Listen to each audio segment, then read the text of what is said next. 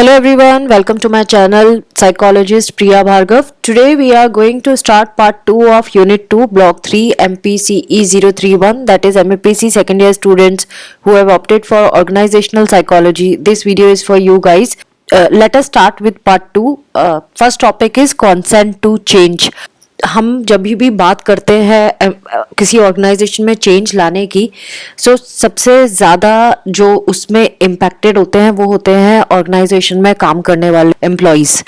Employees का consent लेना बहुत ज़रूरी है ऑर्गेनाइजेशन को जब भी ऑर्गेनाइजेशन चेंज के बारे में सोचता है. जो एम्प्लॉयज़ हैं उनका कंसेंट नहीं है और उनको कंसीडर नहीं किया गया तो वो जो चेंज की बात की जा रही है वो चेंज कभी सही तरीके से आ ही नहीं पाएगा ऑर्गेनाइजेशन में.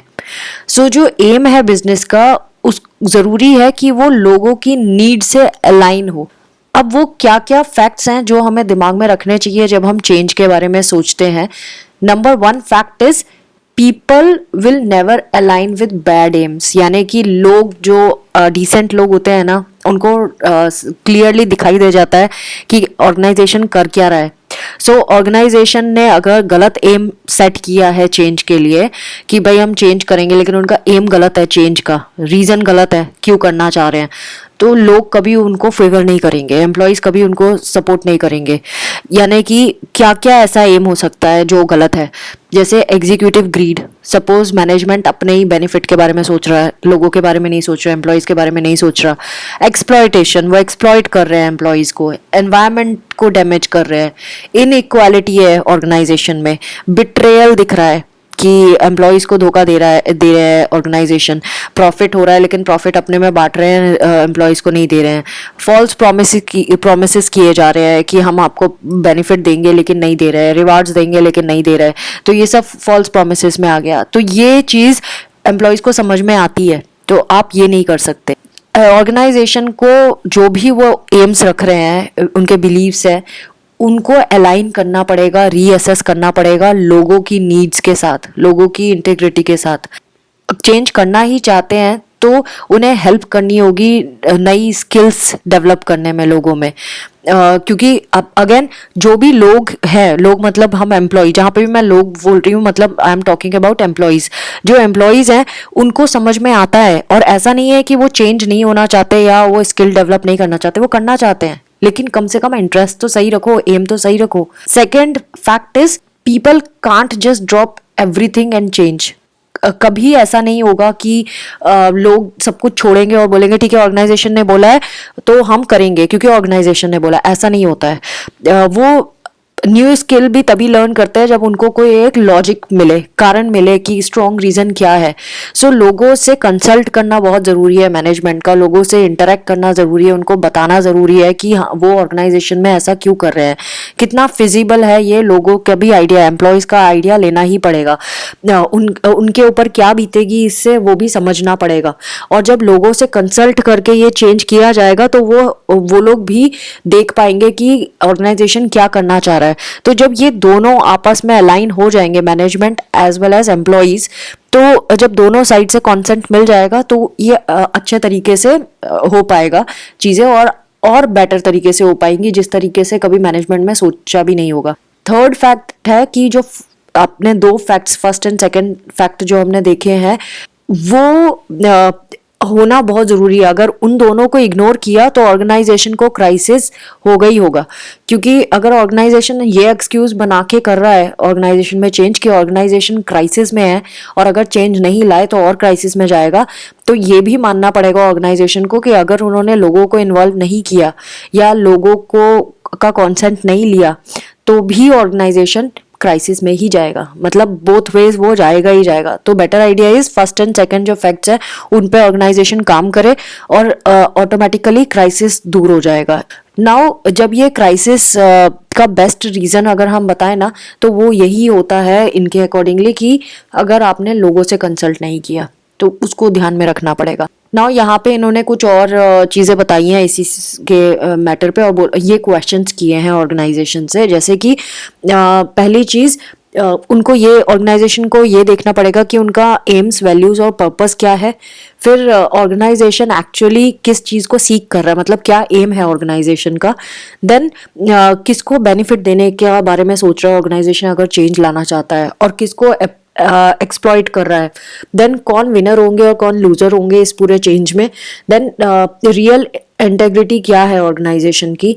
देन मैनेजमेंट क्या जो भी ऑर्गेनाइजेशन करेगा उसमें जो भी कॉन्सिक्वेंसेस या इम्प्लीकेशंस होंगे उसके लिए मैनेजमेंट प्राउड फील करेगा क्या, ये देखना पड़ेगा। एंड देन जो मैनेजमेंट है उसको क्या याद रह जाएगा जब ऑर्गेनाइजेशन में कुछ चेंजेस आएंगे या ऑर्गेनाइजेशन कुछ करता है तो मैनेजमेंट क्या याद रखेगा।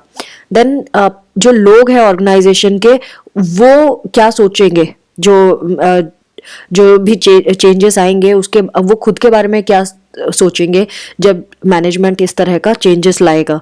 क्या वो अपने आप को सफरर सोचेंगे या अपने आप को बेनिफिशियरी सोचेंगे, कहाँ कैसे जज करेंगे लोग मतलब एम्प्लॉइज।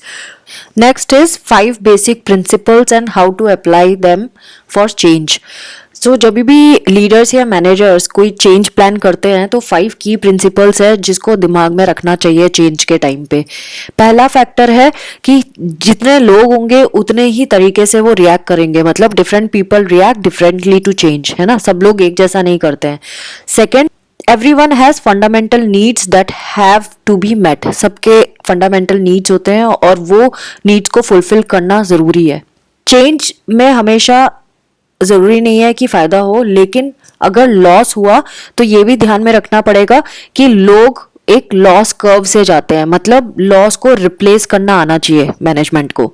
फोर्थ, जो एक्सपेक्टेशंस है उनको मैनेजर को रियलिस्टिकली मीट करनी पड़ेंगी। लोग कुछ ना कुछ एक्सपेक्ट करते हैं मैनेजमेंट से, ऑर्गेनाइजेशन कुछ एक्सपेक्ट करता है, तो वो रियलिस्टिक होना पड़ेगा मैनेजमेंट को कि वो किस तरह से वो एक्सपेक्टेशन को मीट करेंगे दोनों के। और फियर्स जो भी होंगे उनको डील करना पड़ेगा। कुछ टिप्स इन्होंने दिया है कि क्या किया जा सकता है जब हम चेंज अप्लाई करते हैं और चेंज को मैनेज करने के लिए हम इन प्रिंसिपल्स को किस तरह से यूज कर सकते हैं। Number 1, give people information. आप जितने ऑनेस्ट रहोगे, जितने ओपन रहोगे लोगों के साथ, जितना उनको फैक्ट्स शेयर करोगे वो ज़्यादा अच्छा रहेगा उनके लिए, वो चेंज को इजीली एक्सेप्ट करेंगे। अगर आप ओवर ऑप्टिमिस्टिक होंगे, ज़्यादा अनरियलिस्टिक चीज़ें बोलेंगे तो वो अनरियलिस्टिक एक्सपेक्टेशंस भी फेस करनी पड़ेंगी मैनेजमेंट को और वो ट्रबल में डाल देगा मैनेजमेंट को। सेकंड इज, अगर बहुत बड़ी कंपनी है, बहुत सारे एम्प्लॉयज हैं, तो मैनेजमेंट को एक कम्युनिकेशन स्ट्रेटेजी प्लान करनी पड़ेगी सो दैट इंफॉर्मेशन जो है ना सबको ढंग से एफिशिएंटली ट्रांसफर हो। ऐसा ना हो कि वो एक को पास हुई और पहले ने दूसरे को इस तरह से बताया कि वो इन्फॉर्मेशन मैनिपुलेट हो गई, कुछ और ही बन गई, फिर तीसरे तक जाते जाते कुछ और बन गई और आखिर तक जाते जाते तो क्राइसिस वाली सिचुएशन तक पहुंच गई। ऐसा नहीं होना चाहिए। तो जब भी आप डिसमिनेट कर रहे हो इन्फॉर्मेशन को तो वो बहुत सेंसिबल वे में करना पड़ेगा, एफिशिएंटली करना पड़ेगा, डिटेल्ड फॉर्म में करना पड़ेगा और हर एक को करना पड़ेगा। अगर हो सके तो हर एक एम्प्लॉय के पास जाके इंडिविजुअली उनसे इंटरव्यू लिया जा सकता है, उनकी पर्सनल स्ट्रेटेजी पूछनी पड़ेगी कि भाई चेंज को आप किस तरह से डील करोगे बताओ, ये भी किया जा सकता है। तो उससे क्या होगा, ये हेल्प करेगा पता लगाने के लिए कि वो हर एक इंडिविजुअल किस तरह से इस चेंज पे रिएक्ट करने वाला है, कैसे डील करने वाला है। तो अगर कोई ऐसे लोग हैं उसमें जो चेंज में आड़े आएंगे, बीच में बैरियर्स क्रिएट करेंगे, तो हम उसका भी तोड़ निकाल पाएंगे टाइम से। Then third is, people should be given choices, यानी उनको ऑप्शन देने चाहिए कि वो क्या चूज करना चाहते हैं, साथ जाना चाहते हैं चेंज के या नहीं जाना चाहते हैं। तो मैनेजमेंट को ऑनेस्ट रहना पड़ेगा और ये भी बताना पड़ेगा कि वो जो भी चूज करेंगे उसके आउटकम्स क्या क्या आने वाले हैं, उसके कॉन्सिक्वेंसेस क्या होने वाले हैं। तो जब उनको ये पता होगा कि ये चूज करने पर यह आउटकम आएगा तो वो समझदारी से समझ पाएंगे कि क्या करना है उनको। एंड देन एक सफिशिएंट टाइम भी देना पड़ेगा उनको कि वो उस पूरे पर्सपेक्टिव में सोच सके, अपने व्यूज को एक्सप्रेस कर सके और जो भी वो डिसीजन ले उसमें मैनेजमेंट सपोर्ट करे उनको। ये नहीं कि चेंज के साथ नहीं गए तो आप उनको टॉर्चर करने में लग गए, उनको डिमोट करने में लग गए, ऐसा नहीं होना चाहिए। उनको सपोर्ट करना पड़ेगा whatever decision they are making.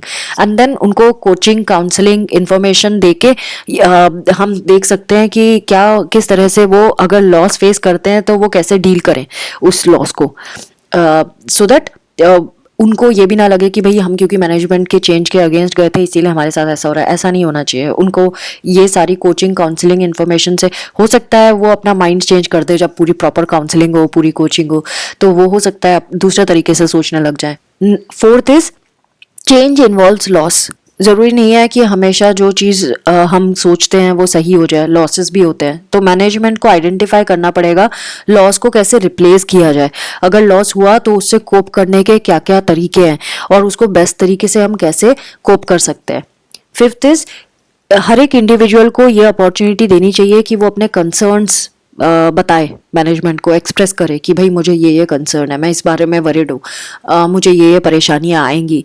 और फिर मैनेजमेंट उनको अपने तरीके से रीएश्योरेंसेस देगा कि भाई वो मैनेजमेंट उनको कैसे सपोर्ट कर सकता है। तो management sixth point is management को एक अच्छी मैनेजमेंट प्रैक्टिस को ही फॉलो करना चाहिए, चाहे नो मैटर व्हाट, मतलब चाहे एम्प्लॉय साथ दे रहा है चाहे नहीं दे रहा है, कुछ भी एनी सिचुएशन में एक अच्छी मैनेजमेंट प्रैक्टिस करनी चाहिए, जहाँ पे उन्हें टाइम निकालना पड़ेगा इनफॉर्मल डिस्कशंस के लिए, फीडबैक्स के लिए, देखना पड़ेगा कहाँ पे वो रीजनिंग डाल सकते हैं, कहाँ पे वो और ज़्यादा क्लैरिटी दे सकते हैं सबको।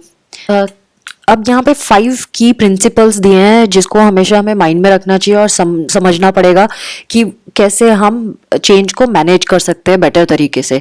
फर्स्ट प्रिंसिपल जैसे हमने ऊपर पढ़ा था, different people react differently to change. जो अलग अलग लोग अलग अलग तरीके से चेंज को रिएक्ट करते हैं। कुछ लोग ऐसे होते हैं जो स्टेबिलिटी को पसंद करते हैं और कुछ लोग ऐसे हैं जो चेंज को पसंद करते हैं। तो ये दोनों ऑपोजिट पोल्स हो गए।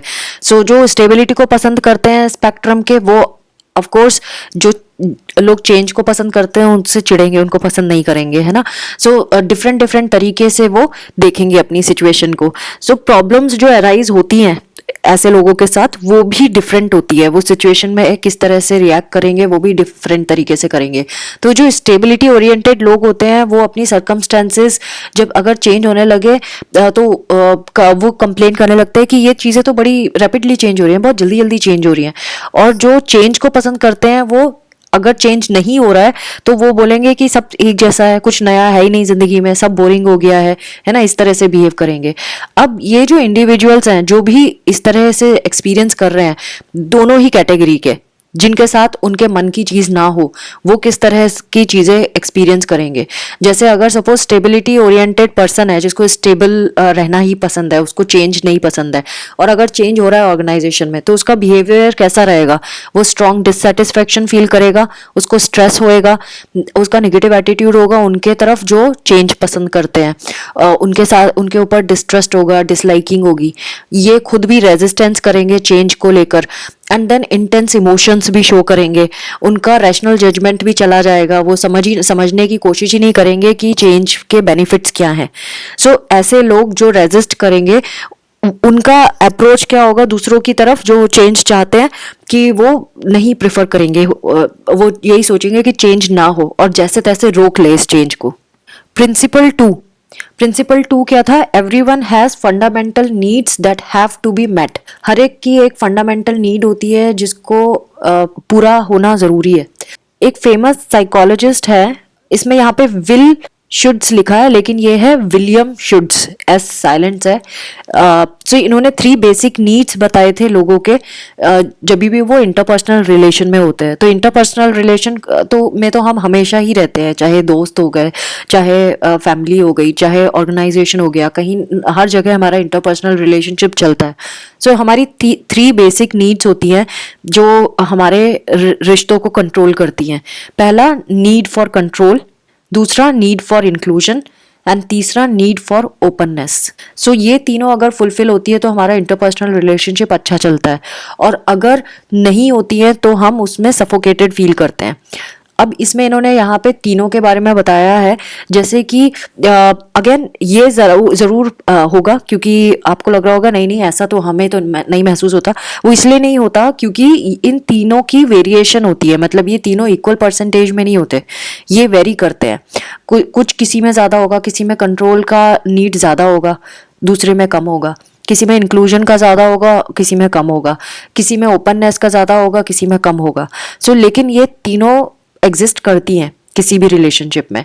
सो ये जो नीड है अगर ये वेरी कर रही है तो अब हम आगे इसको समझेंगे कि ऑर्गेनाइजेशन के सेंस में क्या हो रहा है। सो अगेन जब भी किसी एनवायरनमेंट की बात करते हैं तो कुछ डिग्री ऑफ कंट्रोल तो हमारा होना ही चाहिए ना अपने एनवायरनमेंट में और डेस्टिनी। तो जब हम नीड फॉर कंट्रोल की बात करते हैं तो इसका मेन मतलब होता है कि कितना डिग्री हमारा अपने एनवायरनमेंट या डेस्टिनी में कंट्रोल है।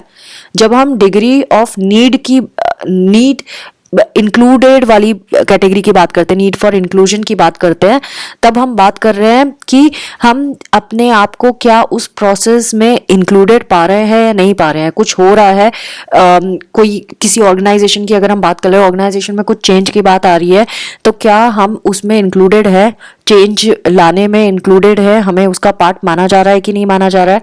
And then need for openness की बात करते हैं तो कुछ डिग्री हमारे अंदर वो भी होती है, यानी कि इन्फॉर्मेशन हमें मैनेजर दे रहा है कि नहीं दे रहा है, लीडर दे रहा है कि नहीं दे रहा है।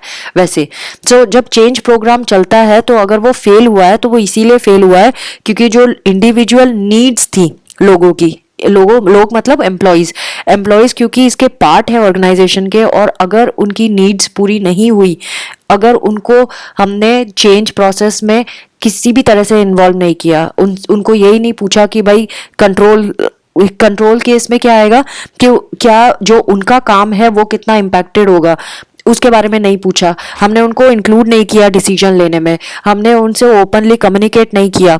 जो ऑर्गेनाइजेशन है उसको कुछ ना कुछ नेगेटिव रिएक्शंस फेस करने ही पड़ेंगे जो रेंज करेंगे। या तो इंसान कुछ भी म्यूट हो जाएगा, ज्यादा रिएक्ट नहीं करेगा, वो 19-20 दिखाता रहेगा अपने बिहेवियर में, या हो सकता है कि वो रेजिस्टेंस शो करे, या फिर ये भी हो सकता है कि एक्सट्रीम ऑपोजिशन भी मिले लोगों से। प्रिंसिपल थ्री कहता है change often involves a loss and people go through the loss curve. तो अक्सर हम कोई भी चेंज जो होता है वो लॉस की फीलिंग दे जाता है और उसको हम लॉस कर्व के नाम से भी जानते हैं। तो जो लॉस कर्व है वो डिपेंड करता है कि हमारा लॉस जो है वो किस नेचर का है और किस एक्सटेंट तक हम लॉस फील कर रहे हैं। अगर सपोज किसी पर्सन को हमने प्रमोट कर दिया और वो सीनियर पोजीशन में चला गया जहां उसको बहुत सारे बेनिफिट मिल रहे हैं, वो इस बात का लॉस तो उसको फील होगा कि उसकी जो प्रीवियस पोजीशन थी वो एक कंफर्ट जोन में थी, उसको सब कुछ आता था। अब अगर वो सीनियर पोजीशन में गया तो उसको कुछ तो चेंजेस लाइफ में लाने पड़ेंगे ना, वो कंफर्ट जोन में तो नहीं है। ऑफ कोर्स वो ग्रोथ जोन में आया है लेकिन फिर भी उसको कुछ चेंजेस लाइफ में करने पड़ेंगे। तो अब इस सिचुएशन में हो सकता है उसको लॉस की फीलिंग थोड़ी ज्यादा ना महसूस हो। क्यों? क्योंकि वो हायर पोजीशन में चला गया है, उसको ज्यादा बेनिफिट्स मिल रहे हैं अपनी पोजीशन के, सो ज्यादा इश्यू नहीं होगा क्योंकि बेटर चीजें उसको मिल गई है। अब सपोज उसको ऐसी जगह पे पहुंचाया गया है, उसको शिफ्ट किया है अपनी जो प्रीवियस पोजीशन थी, लेकिन वो रिडंडेंट रोल में डाला। रिडंडेंट मतलब नॉट इन यूज, उसके किसी काम की नहीं है, उसको कोई बेनिफिट नहीं दिख रहा है उसमें, ना इनकम का, ना सिक्योरिटी का, ना वर्किंग का, वर्किंग रिलेशनशिप का, कुछ भी उसको कहीं से भी कुछ बेनिफिट ज्यादा दिख नहीं रहा। तो वो जो लॉस है वो उसके लिए डिवास्टेटिंग हो सकता है, उस पर इम्पैक्ट डाल सकता है। तो ये जो लॉस कर्व है इसके तरह तरह के वेरिएशन होते हैं, उनमें से एक वेरिएशन को हम सारा कहते हैं। सो इंडिविजुअल क्या क्या एक्सपीरियंस करता है वो इन्होंने यहाँ पे दिया है। सारा का फुल फॉर्म अगर आप देखो, एस से शॉक स्टेट में जाना, ए से एंगर, आर से रिजेक्शन, ए से एक्सेप्टेंस, एच से हीलिंग। तो ये वन आफ्टर दी अदर इंसान इस तरह से महसूस करता है। तो जितने भी लॉस कर्व्स होते हैं उनमें ये तीन चीजें कॉमन देखने के लिए मिली हैं। ये तीन क्या क्या हैं? तो 3 पीरियड्स में डिवाइड किया है इसको। फर्स्ट पीरियड है इनिशियल पीरियड। इनिशियल पीरियड वो पीरियड है जहाँ पे वो देखता है कि चेंज हो गया उसकी लाइफ में और वो उसको एब्जॉर्ब नहीं कर पा रहा, डाइजेस्ट नहीं कर पा रहा कि कैसे हो गया चेंज, और वो उसमें फीलिंग ये आएगी कि वो अपने आप को कन्विंस करने में लग रहा है कि नहीं नहीं नहीं चेंज नहीं हो रहा है, ऐसा हो ही नहीं सकता, मतलब एक्सेप्ट ही नहीं कर पा रहा है, वो एक्सेप्टेंस में मुश्किल आ रही है उसको। ये इनिशियल फेज है जहां वो सिंक इन ही नहीं हो पा रहा कि चेंज हो रहा है, तो वो फीलिंग को वो ऊपर ही रखता है कि नहीं, उसकी तरफ देखना ही नहीं चाहता कि भाई चेंज हो रहा है करके। सेकेंड है लॉस इज रियलाइज्ड। अब उसको रियलाइज हो गया है कहीं ना कहीं कि लॉस तो हो रहा है भाई, लॉस हो गया है, हो नहीं रहा है, हो गया है, और अब वो डीप लो में चला गया है। अब ये जो लो की डेप्थ है ना वो कितनी डीप होगी वो डिपेंड करेगा, कितना उसको लॉस महसूस हुआ है, कितना रियलाइज किया है उसने। और ये जो लॉस है ये स्पेसिफिकली तब ज़्यादा डीप महसूस होता है जब एकदम से हो, अनएक्सपेक्टेडली हो, जब इंसान ने सोचा ही ना हो कि उसके साथ ऐसा होगा। फिर थर्ड है period of adjustment to new situation. अब ये वो सिचुएशन है जहाँ पे अब वो अनकंफर्टेबल है क्योंकि चेंज आ गया है, लेकिन अब उसको एक्सेप्ट करना ही पड़ेगा क्योंकि अब खुद को एडजस्ट करना ही पड़ेगा इस चेंज में, क्योंकि उसके पास और कोई ऑप्शन ही नहीं रह गया। तो हो सकता है ये बहुत टाइम ले, जैसे कि बेरीवमेंट, जब आप अपनों को हम खो देते हैं तो ये वो पीरियड है जहाँ पे बहुत टाइम लग जाता है, लंबा टाइम लगता है, 2-2 साल भी लग जाते हैं लोगों को हील करने में। कभी कभी लोग हील ही नहीं कर पाते हैं जब वो ग्रीव करते हैं। Principle 4, expectations need to be managed realistically. अगर जो भी एक्सपेक्टेशन है उसको रियलिस्टिक पिक्चर नहीं दिखाई गई कि भाई ये मिलेगा और ये नहीं मिलेगा, तो वो गड़बड़ हो सकता है। जैसे अगर एक्सपेक्टेशन और रियलिटी को हम देखें ना, तो इन दोनों को रिलेशनशिप में रियलिस्टिक रखना बहुत ज़रूरी है। अगर रियलिटी क्या है और एक्सपेक्टेशंस क्या है, ये दोनों अगर क्लियर नहीं है तो हर जगह पे मुश्किलें आती हैं। इन्होंने एक कस्टमर रिलेशन का एग्जांपल दिया है कि सपोज सप्लायर जो है उसने कस्टमर की एक्सपेक्टेशन को पूरा नहीं किया तो कस्टमर अनहैप्पी हो जाएगा, वो कहीं और शिफ्ट कर लेगा अपना फोकस। अब अगर वो किसी और से सामान लेने लगेगा, अगर सप्लायर ने एक्स्ट्रा एक्सपेक्टेशन से ज़्यादा ही बढ़ के काम कर दिया तो कस्टमर और ज़्यादा एक्सपेक्टेशंस फिर आगे फ्यूचर में रखेगा और वो अभी खुश तो होगा लेकिन उसकी एक्सपेक्टेशंस और ज़्यादा बढ़ती जाएंगी, है ना। सो ऐसे ही स्टाफ और चेंज के बारे में भी यही चीज़ एप्लीकेबल है। जैसे कि अगर उनकी एक्सपेक्टेशंस पूरी नहीं की गई तो वो अनहैप्पी रहेंगे, एक्सपेक्टेशंस एक्सीड कर दी गई तो वो खुश हो जाएंगे। ऐसे ही अगर कोई चेंज हम ऑर्गेनाइजेशन में ला रहे हैं और उनकी जो एक्सपेक्टेशन है उसको हमने फुलफिल नहीं किया, सपोज वो जॉब सिक्योरिटी एक्सपेक्ट कर रहे थे उनको नहीं दिया है, तो अब वो उनका इंटरेस्ट खत्म हो जाएगा काम से, क्योंकि अब उनकी एक्सपेक्टेशंस तो पूरी ही नहीं हो रही है। सो लीडर्स और मैनेजर्स है ना, उनको पहले ही क्लियर रखना चाहिए कि वो क्या प्रोमिस कर रहे हैं सबके साथ। तो अगर एक्सेजरेट कर लिया, ज़्यादा एग्रेवेट कर ली चीज़ें कि भाई हम आपको ये देंगे वो देंगे, आप चेंज को सपोर्ट करो, और उसके बाद फिर नहीं दिया तो एम्प्लॉयज़ फिर अपने एक्सट्रीम लेवल पे उतर आएंगे, कुछ ना कुछ गलत करेंगे। तो इसीलिए रियलिस्टिक होना बहुत ज़रूरी है। Principle 5, fears have to be dealt with. कभी कभी जब भी कोई चेंज आता है तो हमारा रैशनल थॉट प्रोसेस नहीं रहता, चेंज से हमेशा इंसान डरता है, चेंज को एज अ अलर्ट देखने लगता है इंसान, एज अ थ्रेट देखने लग जाता है।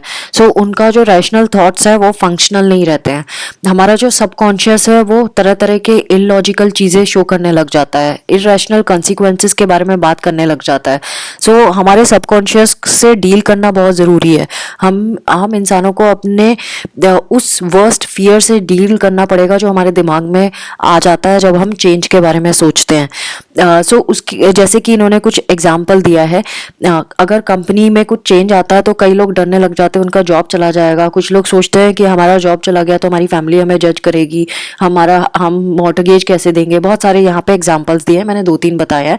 सो इन फियर्स को अब डील करना ज़रूरी है। तो ये मैनेजमेंट की रिस्पॉन्सिबिलिटी है कि एम्प्लॉयज़ को समझाए कि अगर उनकी जो भी डर है वो क्या डर है, पहली बात 1-to-1 पूछना पड़ेगा, एंड देन उनके डरों का जवाब उनके पास होना चाहिए। कि जैसे सपोज किसी ने बोला कि भाई मुझे तो आप निकाल दोगे जॉब से, तो अब वो मैनेजमेंट उनको ये बता सकता है कि हम आपको लमसम मनी दे के निकालेंगे, भेजेंगे, और आपके लिए कोई रिप्लेसमेंट भी ढूंढेंगे, या आपको जो भी अपॉर्चुनिटी मिलेगी इससे बेटर मिलेगी और बेटर पे में मिलेगी। Now the last topic of today's video is psychological contract and people organization relationship. जब भी एम्प्लॉई और ऑर्गेनाइजेशन की रिलेशनशिप के बारे में हम बात करते हैं तो वहाँ पे कुछ प्रॉब्लम्स आती है। प्रॉब्लम्स कहाँ आती हैं? प्रॉब्लम्स आती हैं किस तरह से चीज़ें इम्प्लीमेंट की जा रही हैं, किस मैनर में वो की जा रही हैं। क्या किया जा रहा है उससे ज़्यादा इम्पोर्टेंट होता है किस तरीके से किया जा रहा है। सो अगर सही तरीके से इम्प्लीमेंट नहीं की जा रही चीज़ें, सो वो अनरेस्ट या डिससेटिस्फैक्शन की सिचुएशन क्रिएट कर देता है एम्प्लॉयज़ के बीच में। तो मैनेजमेंट को हमेशा ये राइट बैलेंस बनाना पड़ेगा, किस तरह के चीज़ें करें सो दैट ये इम्प्लीमेंट भी इसी तरह से होनी चाहिए चीज़ें कि को समझ में आया एम्प्लॉयज़ को कि हो क्या रहा है ऑर्गेनाइजेशन में, कोई चेंज ला रहे हैं तो उसको किस तरह से आप लाना चाह रहे हो, उसको इम्प्लीमेंट किस तरह से कर रहे हो। तो ये एक राइट बैलेंस होना बहुत ज़रूरी है पूरे ऑर्गेनाइजेशन और जो उसके एलिमेंट्स है उसके बीच में। सो अटेंशन दो चीज़ों पे देना ज़रूरी है, एक तो साइकोलॉजिकल कॉन्ट्रैक्ट और दूसरा पीपल ऑर्गेनाइजेशन रिलेशनशिप, जिसको वन बाय वन हम समझेंगे। सो सबसे पहले हम समझेंगे साइकोलॉजिकल कॉन्ट्रैक्ट क्या होता है। देखो, एक तो कॉन्ट्रैक्ट होता है जो रिटन होता है, जो फॉर्मल कॉन्ट्रैक्ट होता है, जो पेपरों में हम साइन करते हैं, जिसे कॉन्ट्रैक्चुअल ऑब्लिगेशन कहते हैं। उसमें तो कंपनी बताती है कि वो क्या देगी तुम्हें, कितनी सैलरी देगी, कौन सी पॉलिसीज हैं, क्या है, वो सारी चीज़ें बताती है। जॉब सेटिस्फेक्शन जिससे आपको होता है वो सारी चीज़ें बताती है। और दूसरा होता है जो अनसेड होता है, जिसको बोला नहीं जाता, जिसको सिर्फ समझा जाता है। तो ये कुछ एक्सपेक्टेशंस होती है, rights and privileges, duties, obligations, जो कोई भी एम्प्लॉय सोचता है कि वो कैसे कॉन्ट्रैक्ट में तो नहीं लिखी हुई है, लेकिन वो एक्सपेक्ट करता है कि ऑर्गेनाइजेशन को करना चाहिए। तो ये फॉर्मली किसी भी एग्रीमेंट में नहीं मेंशन होंगी, लेकिन वो एक्सपेक्ट करेंगे, ऑर्गेनाइजेशन एम्प्लॉय से एक्सपेक्ट करेगा कुछ चीज़ें और एम्प्लॉय ऑर्गेनाइजेशन से एक्सपेक्ट करेगा, लेकिन वो रिटर्न कहीं नहीं होगा। सो उसको हम बोलते हैं साइकोलॉजिकल कॉन्ट्रैक्ट, जो रिटर्न नहीं है लेकिन आप एक्सपेक्ट करते हो कि ऐसा होना चाहिए। तो अगर हम कॉन्ट्रैक्चुअल ऑब्लिगेशंस की बात करें तो उसका भी बहुत इम्पैक्ट होता है। इंडिविजुअल जो है वो अपने करियर में क्या क्या ऑर्गेनाइजेशन के लिए करेगा, है ना, कैसे वो कितना जॉब सेटिस्फेक्शन उसको मिलेगा इस ऑर्गेनाइजेशन में काम करने से, उसका एटीट्यूड, उसका लेवल ऑफ प्रोडक्टिविटी, वो सारा उसके जो कॉन्ट्रैक्ट में लिखा है उससे होगा। बट इंडिविजुअल कुछ एक्सपेक्टेशंस भी रखता है ऑर्गेनाइजेशन से, जिसको हम साइकोलॉजिकल कॉन्ट्रैक्ट भी कहते हैं, कि ऑर्गेनाइजेशन को ये चीज़ें करनी चाहिए। जैसे कि एम्प्लॉयर सोचता है कि उसको safe and hygienic working condition मिलेगी, फिर वो ये सोचता है कि उसको जॉब सिक्योरिटी भी मिलेगी, ये भी सोचता है कि जो जॉब होगा वो ऐसा होगा जो सेटिस्फाइंग होगा और कुछ चैलेंजिंग भी होगा, जिसमें उसको मज़ा आएगा करने में। देन जो स्टाफ होगा वो जेन्यूनली पार्टिसिपेट करेगा डिसीजन मेकिंग में, स्टाफ को अलाउ किया जाएगा कि वो जो भी डिसीजन लिए जा रहे हैं, जो उसके ऊपर है, जो जिसमें वो भी उसके ऊपर भी असर जाएगा, उस पर उसका भी पार्टिसिपेशन होगा। फिर वो ये भी एक्सपेक्ट करता है कि उसकी पर्सनल डेवलपमेंट और करियर प्रोग्रेशन के लिए भी कंपनी कुछ करेगी। फिर वो ये भी सोचता है कि उसको रेस्पेक्ट के साथ ट्रीट किया जाएगा, टीम जो मेंबर्स हैं या स्टाफ है उसको बहुत रेस्पेक्ट से ट्रीट करेंगे। फिर वो ये भी एक्सपेक्ट करता है कि जो उसका जो पर्सनल प्रॉब्लम्स है जब आएंगी तो स्टाफ उसको कंसिडरेट करेगा और ऐसा एटीट्यूड शो करेगा जहाँ पे वो वेलकम्ड फील करेगा, जहाँ पे वो सपोर्टेड फील करेगा। बट क्या ऐसे हमेशा होता है? क्योंकि ये कहीं लिखा नहीं है तो लोग बोलेंगे हमने गारंटी थोड़ी ना ली है ना। बट ये साइकोलॉजिकल कॉन्ट्रैक्ट है एक तरह का, जो एक्सपेक्ट करता है कोई एम्प्लॉय। अब ऑर्गेनाइजेशन की बात करें, एम्प्लॉयर ऑर्गेनाइजेशन की बात करें तो ऑर्गेनाइजेशन भी कुछ एक्सपेक्टेशंस रखता है एम्प्लॉय से। जैसे कि वो सोचता है कि ऑर्गेनाइजेशन का जो गोल है उसको अचीव करने में एम्प्लॉय जो है हार्डवर्क करेगा, उसका कंप्लीट इन्वॉल्वमेंट होगा, वो कमिटेड होगा और वो कुछ इनिशिएटिव्स भी लेगा ऑर्गेनाइजेशन के लिए। फिर ऑर्गेनाइजेशन ये भी सोचता है कि रोल एंड रेस्पॉन्सिबिलिटीज़ जो उसको दी जाएंगी वो बहुत इंटरेस्ट से उसको निभाएगा, वो हाई परफॉर्मेंस शो करेगा, लॉयल्टी शो करेगा, सारी पॉलिसीज़, रूल्स, प्रोसीजर्स को वो फॉलो करेगा, उसको हाई रिगार्ड देगा उन सारी पॉलिसीज़ को। देन एक लीडरशिप की तरफ वो रेस्पॉन्सिवनेस दिखाएगा एंड देन उसका बहुत इंटरेस्ट होगा ऑर्गेनाइजेशन में, अगर कुछ और भी वेरिएबिलिटी ला सके वो उसमें भी, यानी इनोवेटिव एंड क्रिएटिव तरीके से वो ऑर्गेनाइजेशन के लिए सोचेगा। द पीपल ऑर्गेनाइजेशन रिलेशनशिप, जितने भी एम्प्लॉयज़ काम कर रहे हैं ऑर्गेनाइजेशन में, उनका ऑर्गेनाइजेशन की मैनेजमेंट के साथ रिलेशनशिप अच्छा होना बहुत ज़रूरी है। और अगर ऐसा नहीं होता है तो ऑर्गेनाइजेशन सही से काम नहीं कर सकता। हमने सोशो कल्चरल सिस्टम के बारे में तो पढ़ा है, यानी हम social factors and psychological factor के बारे में बात करते हैं, हम एम्प्लॉयज़ के कल्चर के बारे में बात करते हैं, इंक्लूजन के बारे में बात करते हैं। सो ये सारी चीज़ें इंपॉर्टेंट है अगर प्रॉपर कम्युनिकेशन रखना है, एक बैलेंस रखना है मैनेजमेंट एंड एम्प्लॉयज़ के बीच में, तो उनके सारे फैक्टर्स को कंसीडर करना ज़रूरी है। लोगों की जो एबिलिटी होती है कम्युनिकेट करने की और कमिटमेंट करने की, वो बहुत ज़रूरी है अगर हम वाकई कुछ पर्पस को अचीव करना चाहते हैं, ऑर्गेनाइजेशन के पर्पस को अचीव करना चाहते हैं। तो लोगों का इन्वॉल्वमेंट ज़रूरी है, एम्प्लॉयज़ का एक डेमोक्रेटिक लीडरशिप में होना ज़रूरी है।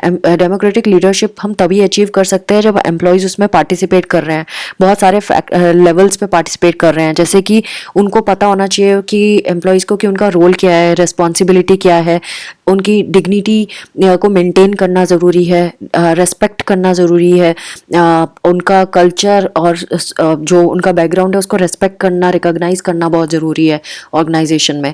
देन इनके जो टीम वर्क में कोऑपरेशन होना बहुत ज़रूरी है। अगर कोऑपरेट नहीं करेंगी टीम्स आपस में, या टीम के अंदर जो टीम के मेंबर्स हैं वो कोऑपरेट नहीं करेंगे, तो ऑर्गेनाइजेशन वर्क नहीं कर पाएगा, टीम वर्क नहीं कर पाएगी। सिमिलरली कंटिन्यूस लर्निंग अपॉर्चुनिटी देना बहुत ज़रूरी है एम्प्लॉयज़ को। सो ये इन दोनों के बीच में बैलेंस जो हम मैनेजमेंट एंड एम्प्लॉयज़ के बीच में, ये इस तरह से हम कर सकते हैं। कॉन्फ्लिक्ट को रिजॉल्व करना, किस तरह से कॉन्फ्लिक्ट रिजोल्यूशन होता है, ह्यूमन रिसोर्स डेवलपमेंट किस तरह से है, वो सारे फैक्टर्स हैं जो इसमें रोल प्ले करते हैं। अभी के अगर हम मॉडर्न ऑर्गेनाइजेशन की बात करें तो वहाँ पे भी सब ग्रुप्स एंड टीम वर्क्स होती हैं, एंड ये किस तरह से गोल को अचीव कर रहे हैं, लीडर्स कैसे इनको सुपरवाइज कर रहे हैं, कैसे इनको कोऑर्डिनेट कर रहे हैं, कॉन्फ्लिक्ट्स को कैसे ये लोग ओवरकम कर रहे हैं, ये वाले फैक्टर्स भी बहुत इंपॉर्टेंट है आजकल के ऑर्गेनाइजेशन में। देन ट्रेड यूनियंस को भी बहुत ज़्यादा एक्सेस मिल गया है कि वो एक्सेस कर सकते हैं, वो अंदर के मामलों में भी, मैनेजेरियल जितने भी एरियाज हैं उसमें भी वो इंटरफेयर कर सकते हैं। उनको ये अपॉर्चुनिटी या चांसेस मिलने लगी है, उनको राइट्स मिलने लगे हैं। तो friends, this was all about unit 2 of block 3 MPCE 031। I hope आपको ये पूरा फ्रेमवर्क समझ आया होगा, और सेल्फ रीडिंग इज मस्ट, तो सेल्फ रीडिंग ज़रूर करना, and do not forget to subscribe, like and share, also press the notification bell. Thanks for watching, take care of your self, bye bye.